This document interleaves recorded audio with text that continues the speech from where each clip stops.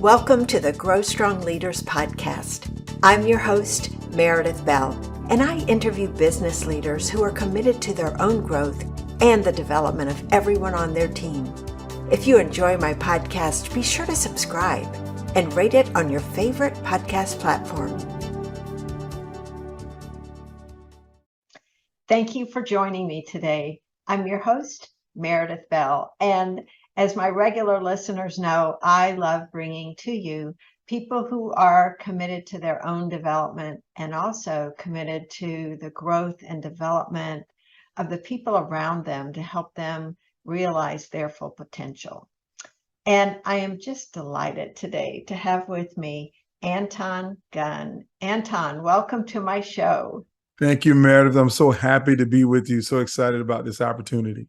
Well, I am too, because we'll talk about your book, but you just live and breathe this. You've been on this wonderful journey of development yourself, and now you're passionate about reaching others.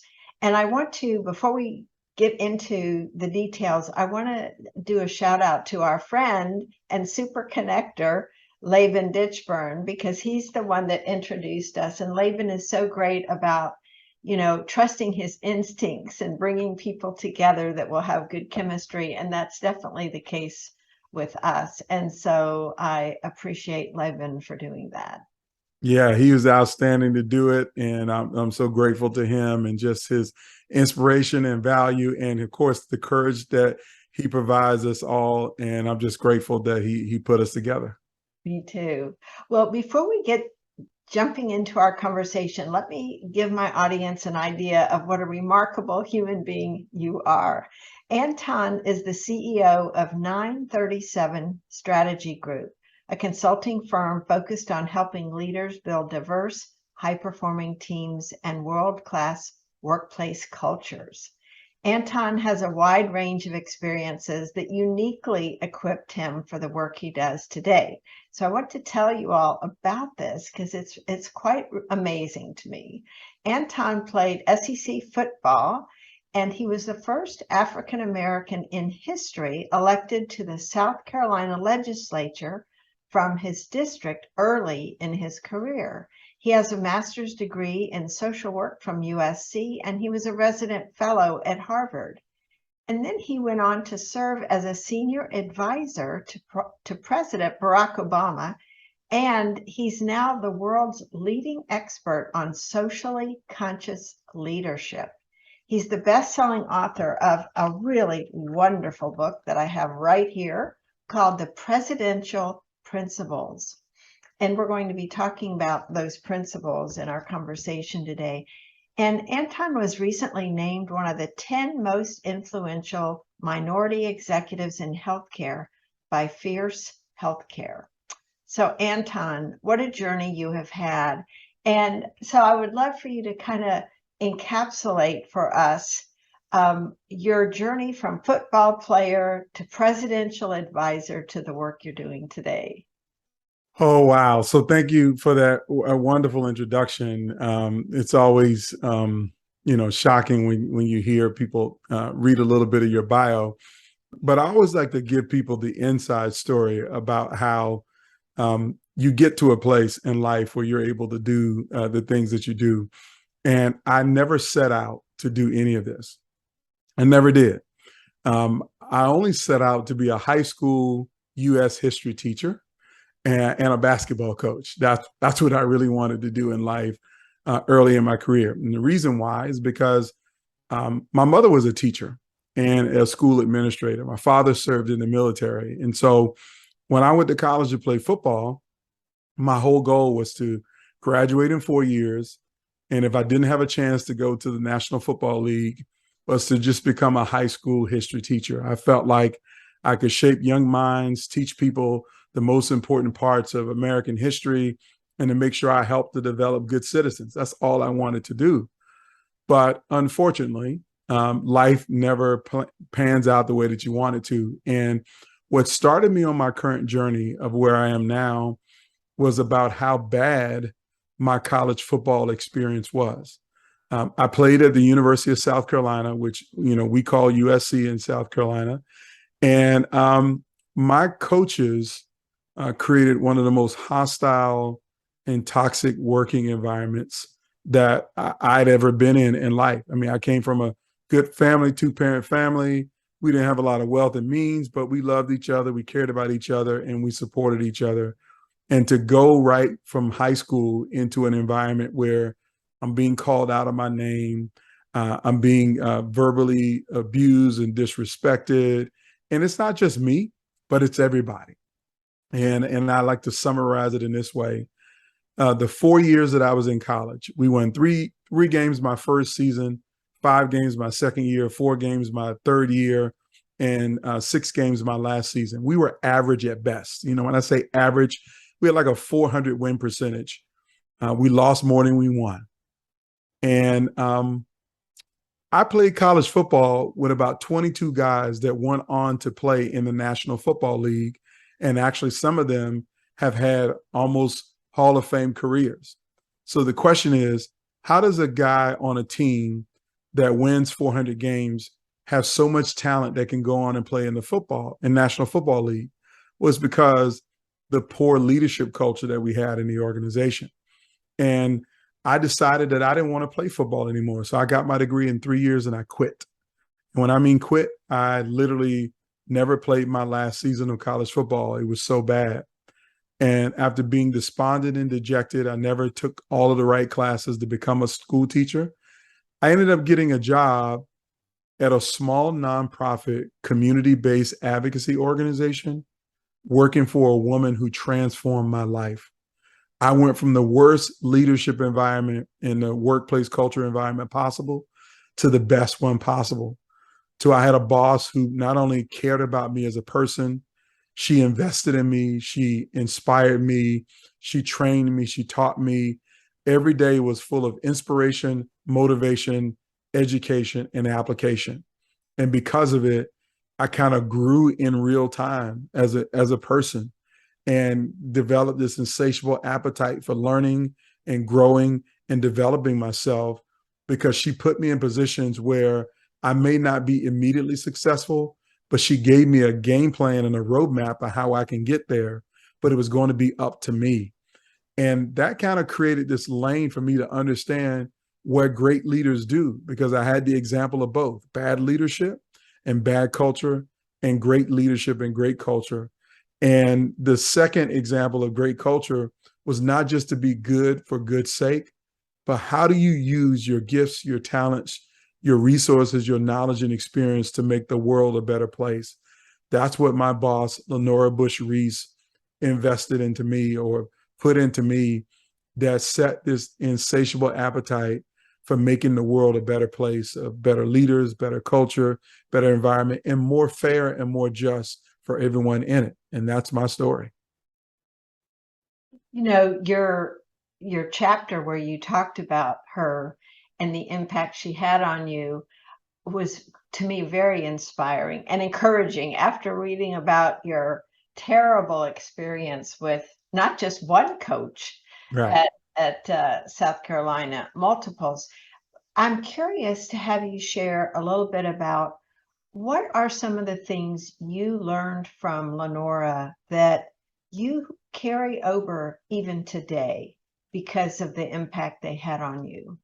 Yeah. So I would say the first one, I feel this is a primary thing that we all could do a better job of, is understanding the people that we work around and that we lead.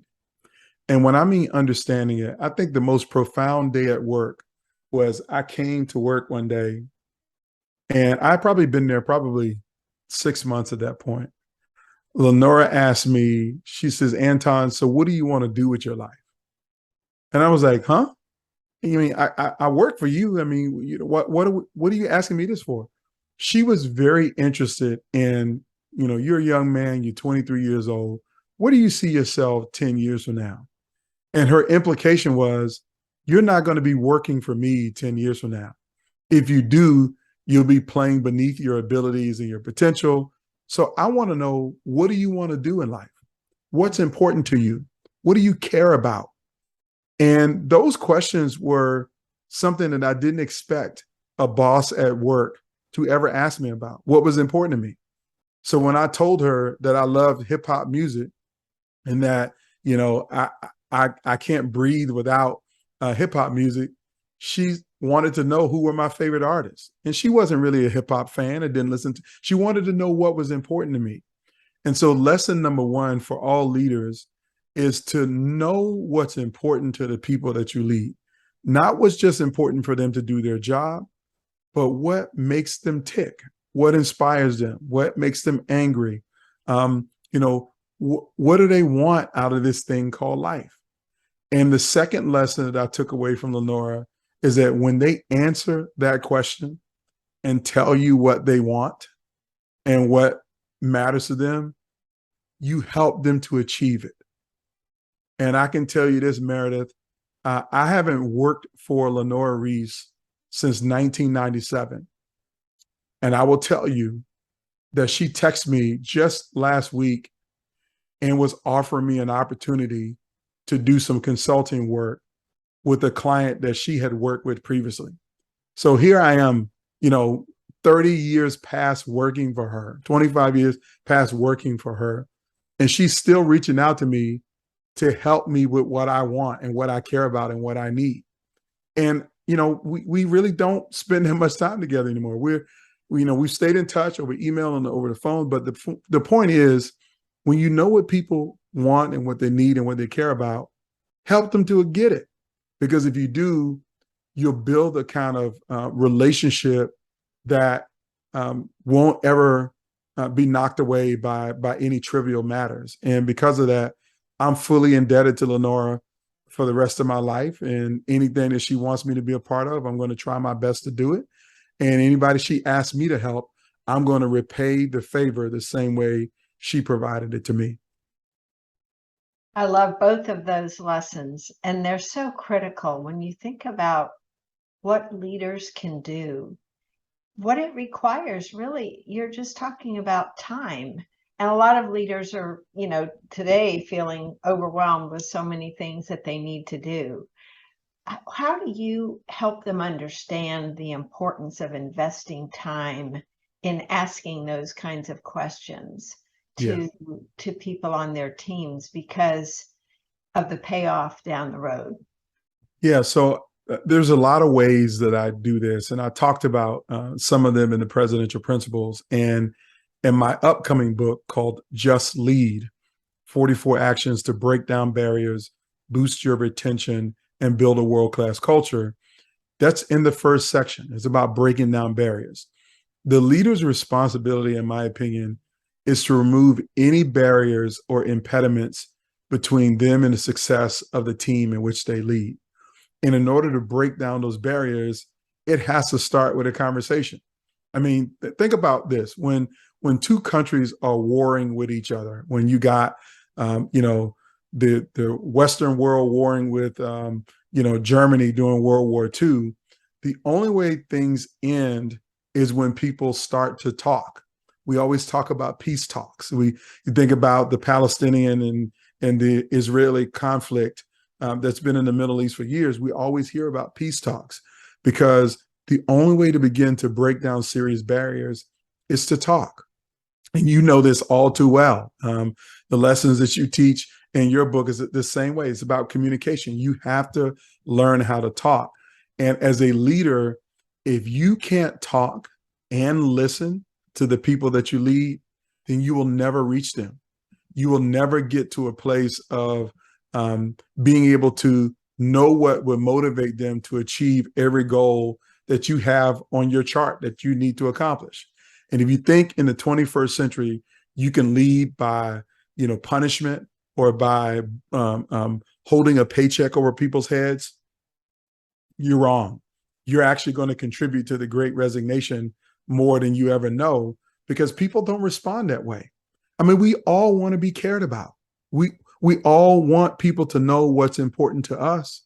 And if people show us that they understand that and that they care about that, then we get connected to them. And so as a leader, your most important time that you should spend is getting to know the people that you lead. And if you tell me that you don't have time to get to know the people that you lead, then I will say to you, you don't deserve to lead.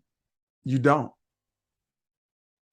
That's an important point. And the other thing I like is that second piece where you're not just asking what's important, but you take action based on Yes. what you hear. So people know that you really internalized it and weren't Yes. just being polite to ask, but that it Yes. meant something to you. So I love that you paired those two together. Well, we didn't finish your journey. One of the other things that happened along the way early in your life was losing one of your brothers. Yes. And I would love for you to share Yeah. about that because I think that any of us that have experienced the loss of a loved one, especially when they were at a young age, the way you moved through that, Mm-hmm. from Mm-hmm. it, but through it, Mm-hmm. and what impact it had on you, I think is really instructive for my listeners. Yeah. So I will start by sharing with everyone. I'm the oldest of four boys. So I'm the big brother. And I was 5 years old when Sharon was born. And then 2 years after him, my mother had twin boys, and their names are Jason and Jamal. And I'll never forget, I was about, I don't know, 7. Sharon was about 2. And my mom came in the room and says, I'm putting Sharon on the couch to sit beside you while you watch TV because I have to go upstairs and feed the twins. She was still breastfeeding at the time. And she says, I'm going upstairs and your brother is now your responsibility. Don't you let him fall. Don't you let him get hurt. Don't you let him get into anything. Because if anything bad happens to him, it's going to happen to you too. And she was serious about it. And every older sibling knows that kind of story, right? You get the responsibility of your younger siblings. Well, I took that to heart because my mom was nothing to be played with in my home.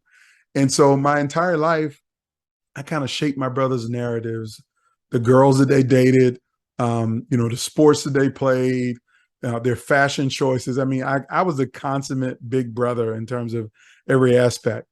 So Sharon graduated from high school and didn't want to go to college. He didn't feel like college was for him. And he called me one day. He says, Anton, I'm thinking about joining the military. And after 3 or 4 more conversations, I encouraged him to join the United States Navy the same way that our father has served in the United States Navy for 22 years.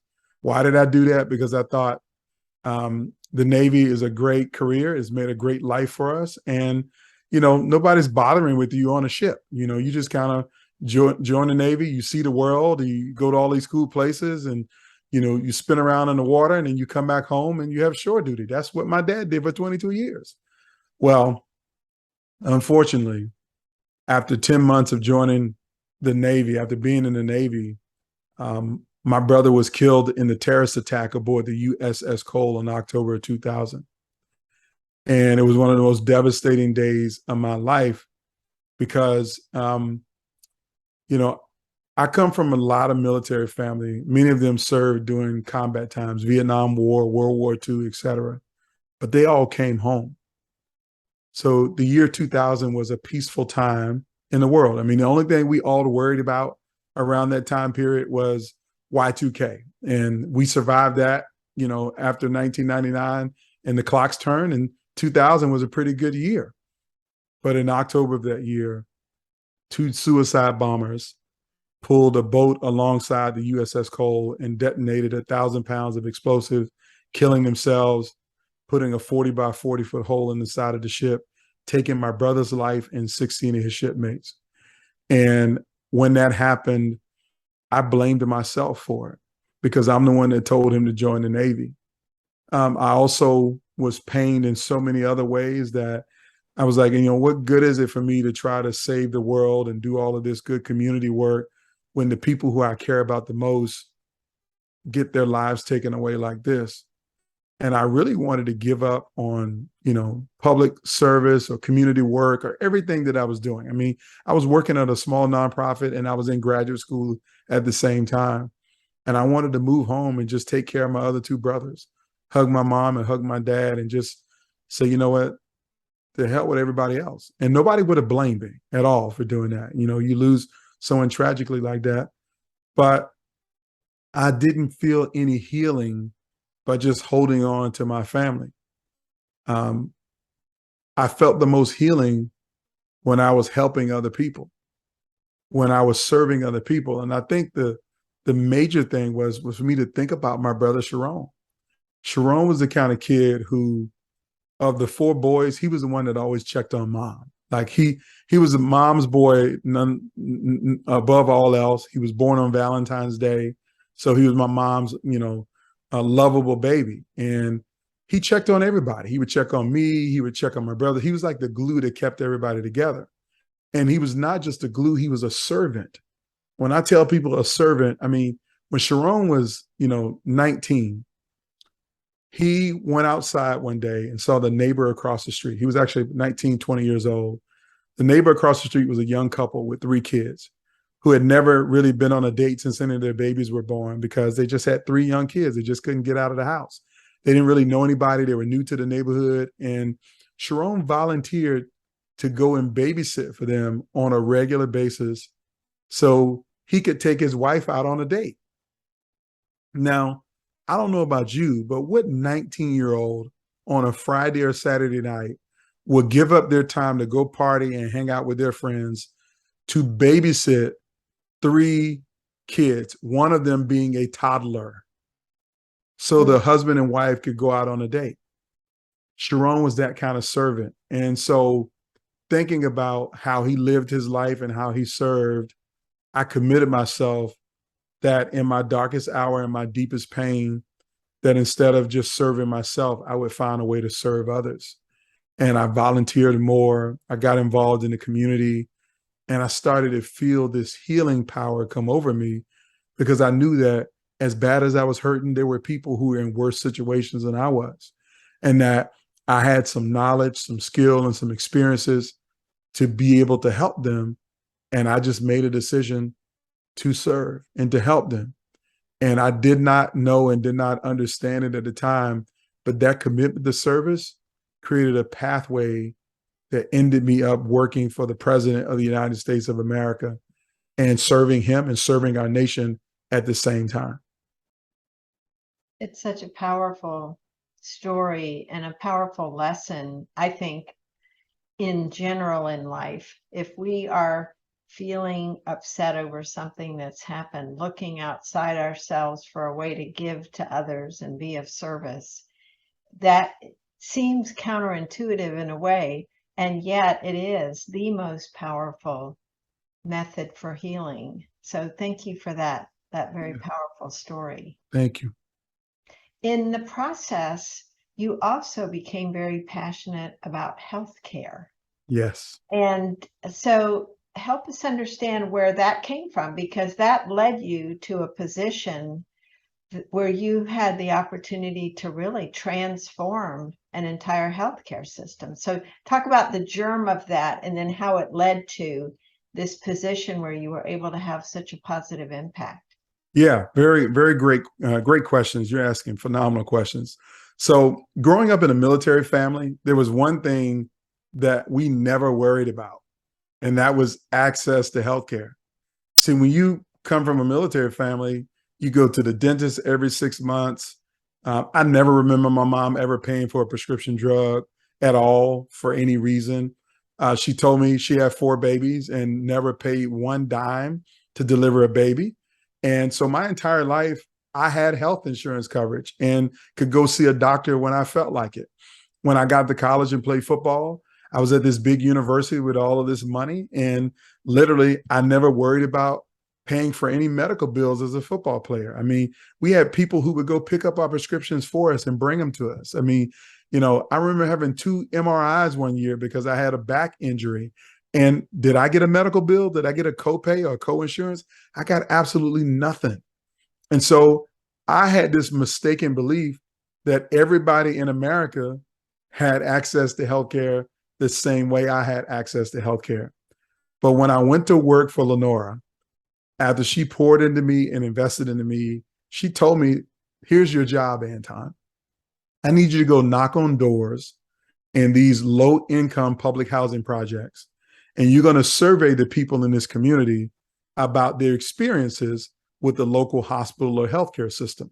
And I was like, what do you mean local experiences with the hospital or healthcare? See if they have health insurance coverage, how do they get treated? And if they don't have health insurance coverage, is there a difference? And in that summer, I knocked on 400 doors and I heard 400 horror stories. I mean, horror stories that the overwhelming number of people that I talked to didn't even have health insurance coverage. And if they did have health insurance coverage, because it was Medicaid, which is a poverty program, when they went to the hospital, they were treated differently than people who may have came in with your commercial insurance like Blue Cross or some other big health insurance plan. And they told me 400 different stories about that the hospital didn't provide a good experience for them, didn't treat them right at all.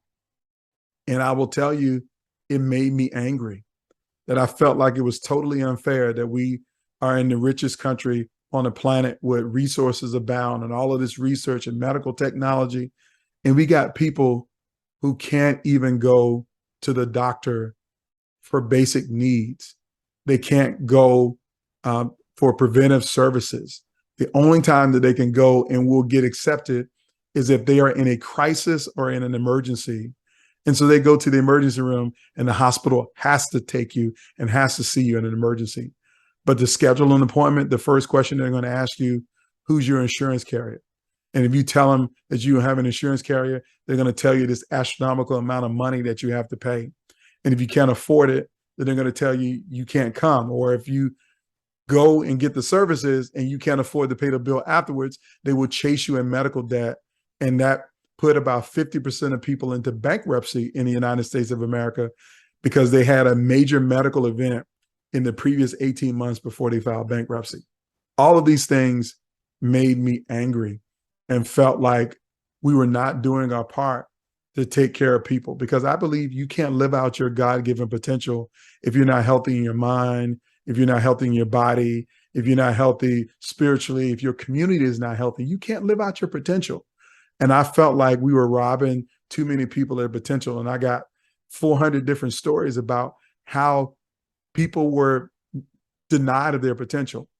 And so that led me to a passion where I spent the next decade as an advocate, as a community organizer, as a change agent, trying to improve every aspect of the American healthcare system. I worked on health insurance coverage access, prescription drug access, training more providers and creating opportunities to have more minority doctors serve in underserved communities. I've worked on mental health issues, early childhood education issues, because women who get prenatal care when those babies are born, we know that those kids have to go to good quality daycares if we want them to grow up healthy. I mean, I learned every aspect of it. And I just saw that our system was fundamentally broken in so many ways. And I had a few personal experiences, one of which is that my daughter was born and we had to pay out of pocket for the birth of my daughter. Why? Because back in those pre-Affordable Care Act days, insurance companies could use the fact that you made a simple mistake on the application to deny coverage for services. And I checked the box for maternity coverage in the wrong place on my health insurance application. And because of that, they denied my wife's coverage for maternity during her pregnancy. And so we had to pay $17,734.53 out of pocket for the birth and delivery of a healthy baby girl. And so as much advocacy as I was doing and trying to help poor people, I got screwed over by the system. And I just said that this has to stop. And I decided to run for public office to make a difference as an elected official. And I lost the first time I ran. But then I heard about this upstart candidate named Barack Obama, who was planning on running for president. And he talked about healthcare and his healthcare story of his mom dying of cancer at 53 years old, and the medical bills that piled up in her life, and that we needed to find a way to improve the American healthcare system. It was a kindred spirit moment. And I said, I'm going to do whatever I can to help this guy to become president. And I didn't know anybody, didn't have any political connections, just sheer old tenacity of calling him on the phone, his campaign office, his staff office, and telling him that I could be a resource to him if he was going to run for president and needed to campaign in the early primary state of South Carolina. I knew the people of the state and he needed me involved. And he believed me. And next thing I know, my life would be changed forever in terms of all of the work that I was able to do, not just as a campaign advocate for him. I later served in the legislature.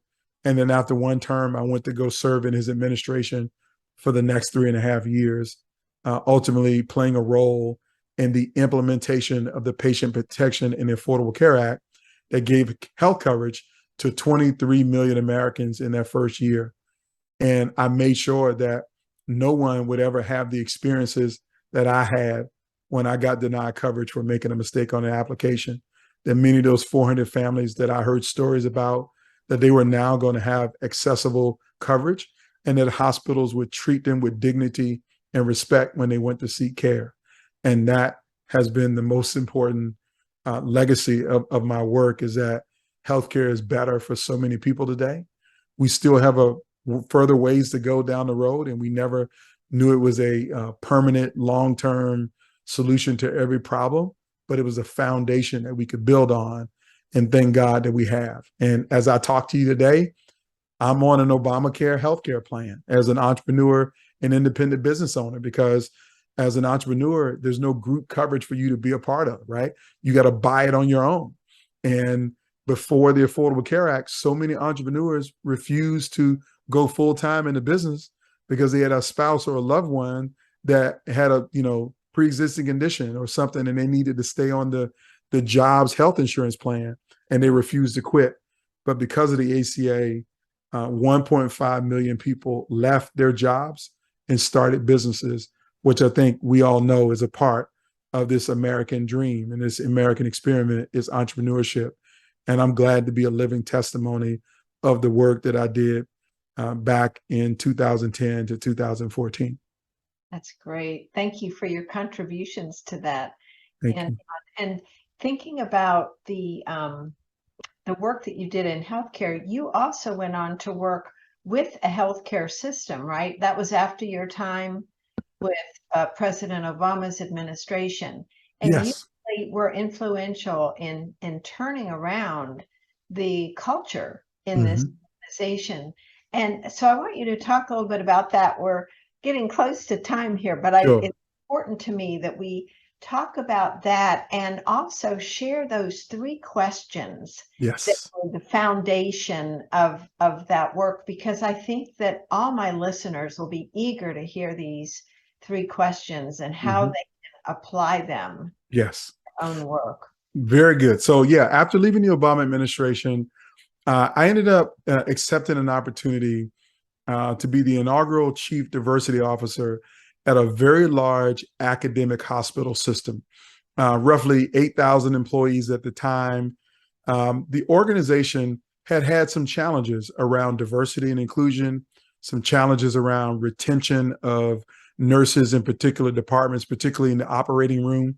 They just couldn't retain people. I think they turned over like 360 out of 407 employees over a 3-year period. I mean, it was really bad. And so when I got there, I used these 3 questions that I kind of learned from Lenora. And really, when I say learned them from her, she lived them more than asking them. But these became the foundation of how I believe you build a great culture.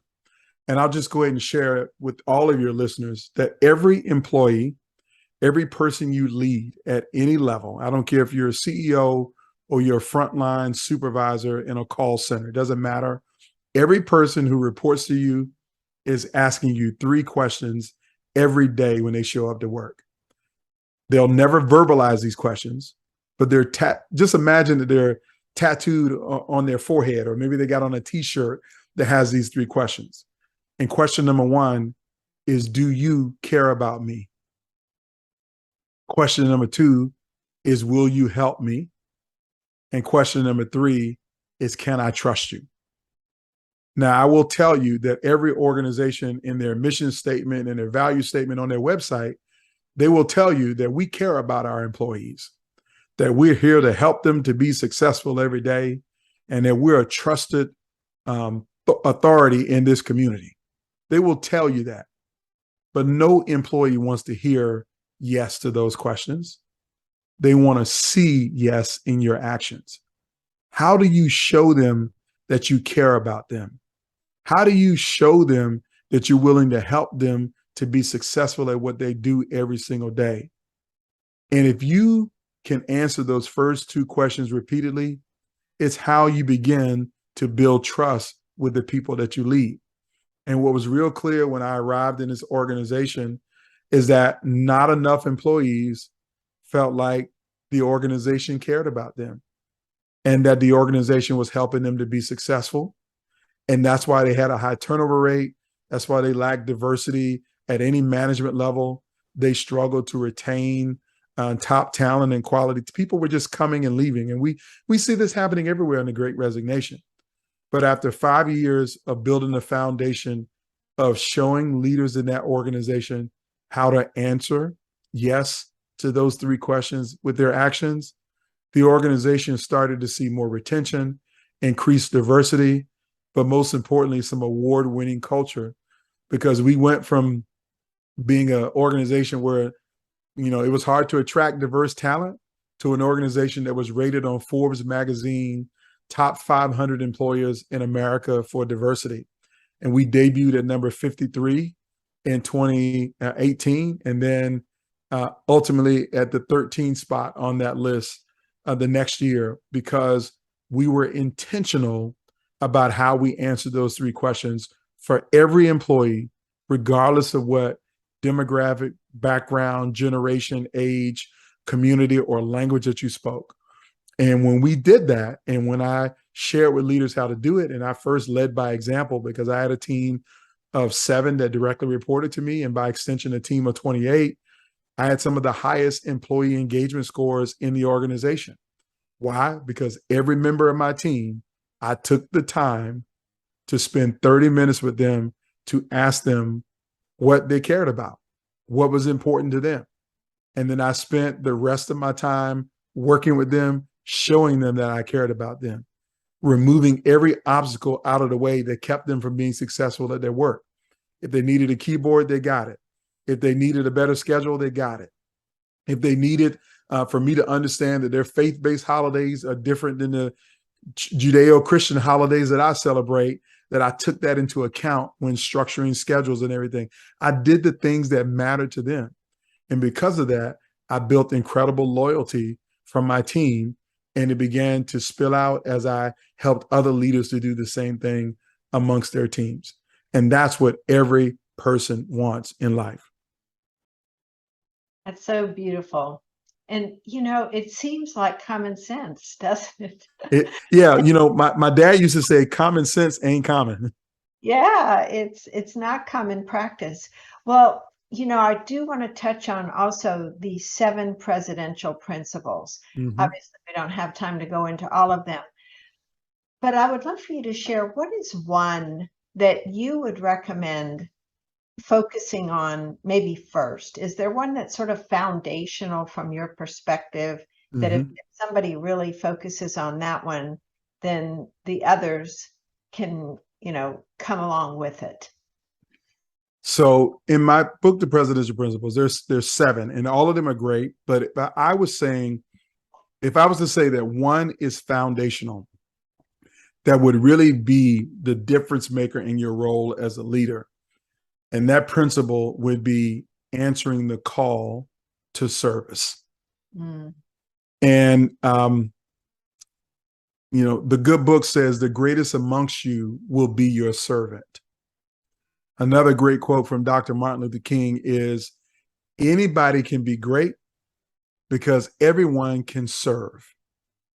And it's the context of greatness tied to your ability to meet the needs of others, to have a framework to serve them first before you try to lead them. And service requires you to know the people that you lead.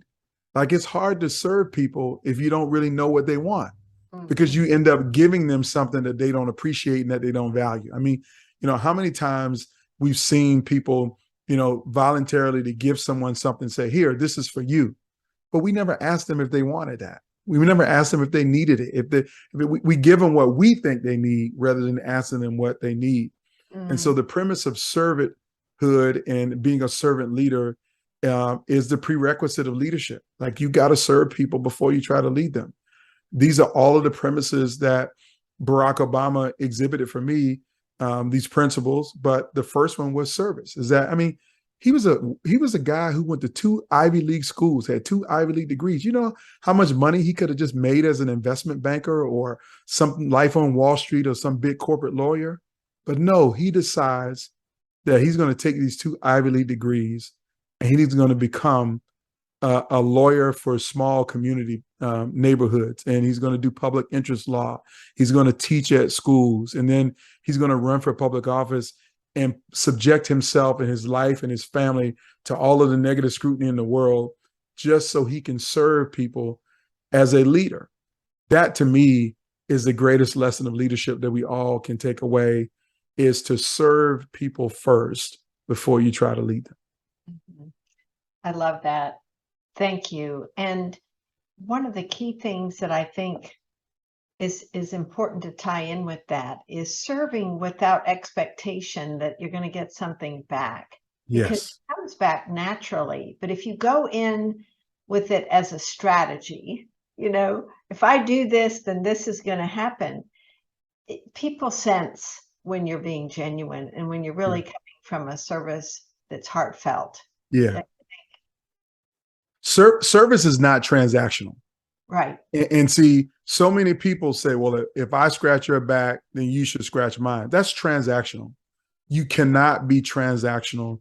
You have to be transformational. You have to be relational in how you make a difference for people. That's what my whole new book is about. So the book, again, is titled Just Lead. I'm giving people the practical ways to serve the people that you lead, and giving you an action step that people can take. And I want to challenge all of your listeners. If you don't really get service, I'm going to challenge you to spend 30 days of doing 30 different random acts of service for people. Maybe hold a door for someone. Maybe cut your neighbor's grass for them. If you see a veteran, a member in uniform, maybe buy them lunch or buy them breakfast. 30 random acts of service of people that you don't know, that you don't expect anything in return from.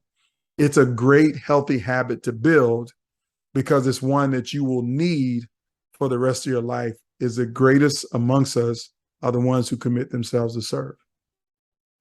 That's a great place to wrap up. Anton, I just love who you are. I love your spirit of generosity, of service, and all the ways that you have pulled together the adversity you have faced in your life into a purpose that drives you to make such a positive difference in the world.